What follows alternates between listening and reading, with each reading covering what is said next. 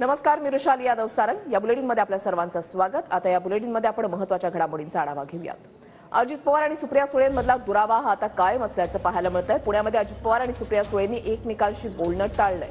पुण्यामध्ये रुग्णालयाच्या भूमिपूजन सोहळ्याच्या निमित्तानं तासभर ही दोघंही एकाच मंचावर होती। भाषणामध्ये एकमेकांची नावं घेतली, पण त्यांनी बोलणं मात्र टाळलेलं आहे।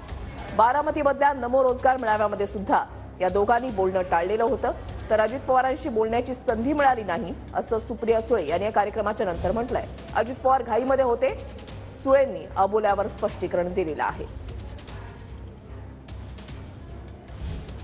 पुण्यामध्ये एकाच मंचावरून दादा आणि ताईंचा वार पलटवार झाल्याचं पाहायला मिळालं। महापालिकेची निवडणूक न झाल्यानं नगरसेवक नाहीत असं सुप्रिया सुळे यांनी म्हटलंय।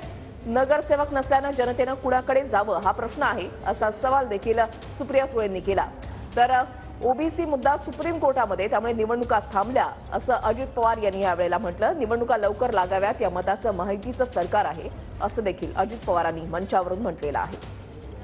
अनेक दिवस इथे नगरसेवक नाहीयेत, त्याच्यामुळे गेले 2-2.5 वर्ष इलेक्शन न झाल्यामुळे आज या भागातल्या सर्वसामान्य मायबाप जनतेने कुणाकडे जावं हा एक खूप प्रश्न मोठा त्यांच्याकडे येतो।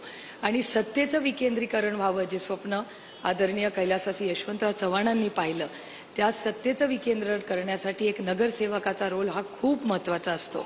त्याच्यामुळे नगरसेवक यांचं इलेक्शन आपण जर लवकरात लवकर घेतलं तर या संपूर्ण भागातल्या लोकांना खूप आधार मिळेल।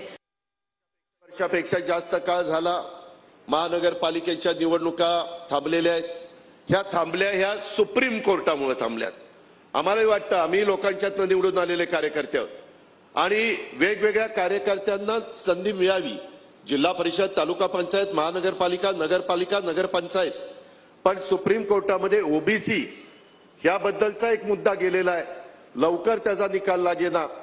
सातत्याने राज्य सरकार प्रयत्न करत आहे की त्याची तारीख लागावी आणि लवकरात लवकर ह्या निवडणुका व्हाव्या। ह्याच मताचं महायुतीचं सरकार आहे, याची कृपया नोंद आपण सर्व सहकाऱ्यांनी